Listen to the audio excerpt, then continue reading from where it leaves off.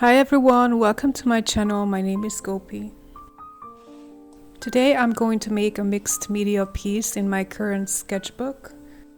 To be honest, I haven't really been sketchbooking a lot lately.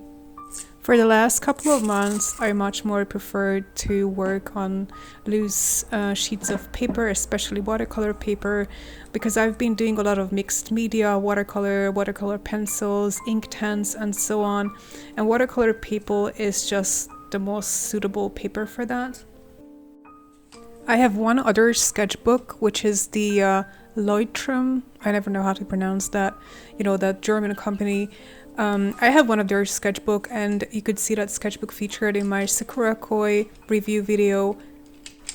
That sketchbook has a 100 GSM. I wouldn't say mixed media paper. I think it's a marker paper, and honestly, I've been really struggling with wet media in that sketchbook. Anyway, I'm planning on finishing that sketchbook, and as soon as I'm done with that sketchbook for the future, I'm only planning on using watercolor paper. And as you can see in many of my videos, I don't use very expensive watercolor papers. My favorite paper to work on is actually this Fabriano that you can see. Although this is my second favorite, I much more prefer the 200 GSM version of it, the Fabriano Aquarelle 200 GSM, which is 25% cotton, and that's actually my favorite paper for any kind of water-soluble pencil. I haven't been doing sketchbook tours either in the past like half a year, but if you like those kind of videos, let me know in the comments, and I can post some more sketchbook tours in the future. Lately I've been focusing on speed paints and art product reviews. But in 2022, I'm going to kind of cut down on the review videos as well. One of my New Year resolutions for 2022 was to only post speed paints and actual work instead of art supply reviews and sketchbook tours and all of that, because I really want to grow artistically and put a lot of effort into making art. That's probably going to cost me a lot of views, because something that I discovered in the past year is that basically my most watched videos are either sketchbook tours or some kind of art supply reviews. My actual drawings and paintings don't really get too many views, to be honest. And that made me really lose heart earlier last year, and I even considered quitting YouTube, because I felt like I was putting a lot of effort into making speed paints and so on, and I wasn't getting any views. Some of my personal favorites on this channel, my favorite drawings, only have like 10 to 20 views even after a year, and I just don't know why. But eventually I moved on from that phase, and I decided to just keep making videos, and even if no one watches these videos, I will still carry on making them, because I feel like I'm learning a lot in the process. Also, I would like to mention here that some of you have been watching my videos and leaving comments and giving me some very sweet and positive feedbacks in the comments lately, and that means the world to me. Thank you so much for your support. I am a very small channel with only a couple of hundreds followers, and honestly, I'm not monetized. I'm not making any money. I don't have any sponsorships. I'm only making videos because I love art, and I simply want to share it with others. So thank you very much for your support. Anyway, I've been rambling a lot in the past couple of minutes, and I haven't said anything about the actual piece that I'm working on. I found this picture on Pixabay, and lately I've been looking at a lot of cute pictures of lambs. I don't know why, I just really enjoy looking at them. And I also decided to challenge myself and try to create a flowery meadow using water-soluble pencils, which is kind of challenging for me personally. I always found drawing a lot of flowers, and especially a flowery field, somehow challenging, no matter what medium, but especially water-soluble pencils. It's very hard. I'm using Derwent Graphitint and Inktense pencils for this piece. And as usual, for the finishing touches, I will be using the Derwent drawing pencils, which is kind of my go-to pencil set to finish off any kind of art.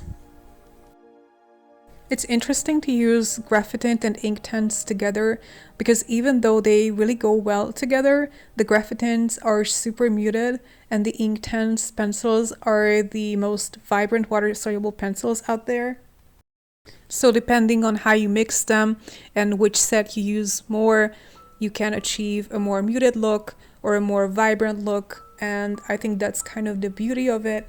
I personally enjoy making both very muted pieces, and at the same time I really enjoy really vibrant colors as well, so having Graphitint and Inktense pencils at the same time are just my personal favorites.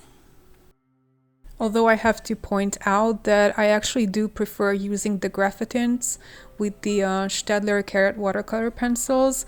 I made a couple of pieces in my Leutram sketchbook and I think they really turned out good, so I'm planning on making some speed paints, especially mixing Staedtler Carrots with Graphitints. How I built this Inktense palette is kind of interesting because last year I purchased I think 16 Inktense pencils and I tried them out a couple of times, and at the time I just didn't know what to do with them, so I put them away in my drawer and I don't think I even created a piece with them. And then eventually for my 36th birthday, which was recently, I decided to extend my collection and purchase some colors that I really like to use to encourage myself to use more Inktense, because I think Inktense are just so vibrant and so amazing, and I love the fact that you can just endlessly layer them because they don't lift. And as I've been transitioning from oil pastels and water-soluble crayons more into watercolor pencils lately, besides the Staedtler Carrot set, I was really eager to get into using more Inktense. And now my Inktense pouch is actually one of my go-to palettes, and one of the reasons why I love it so much is because I handpicked every single color, so I don't have the full range, I just picked the colors that I really like. For instance, I love using purples, especially for shadings, and I have all of the purples from the set.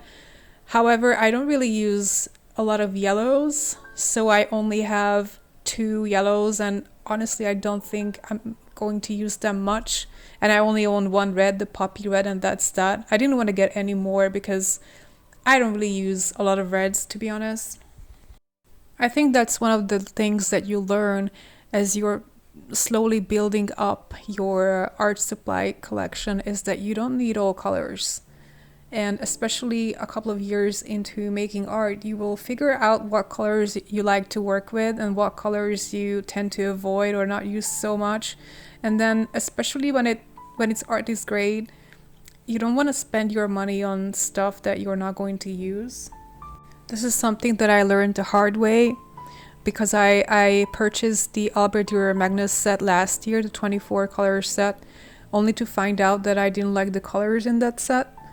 I was planning on drawing a lot of outdoors, landscapes and so on, a lot of nature and a lot of greenery, and the set came with 2 very artificial looking emerald greens, a very light, almost fluorescent leaf green, and a very low pigmented light olive green, and I was kind of very disappointed by this whole Albert Dürer Magnus set, and that is not to say that the Albert Dürer pencils are bad, I don't mean to say that. It's just I was kind of unhappy with the colors that they included in the 24 count set. I kind of expected better, but that's just my personal preference. The palette didn't really serve my needs. Anyway, thank you very much for your time, for watching this video. Thank you for sticking with me until the end. The voiceover is kind of all over the place. I know that I've been just rambling. If you enjoyed this video, please give me a like and consider subscribing. See you again next time. Bye bye.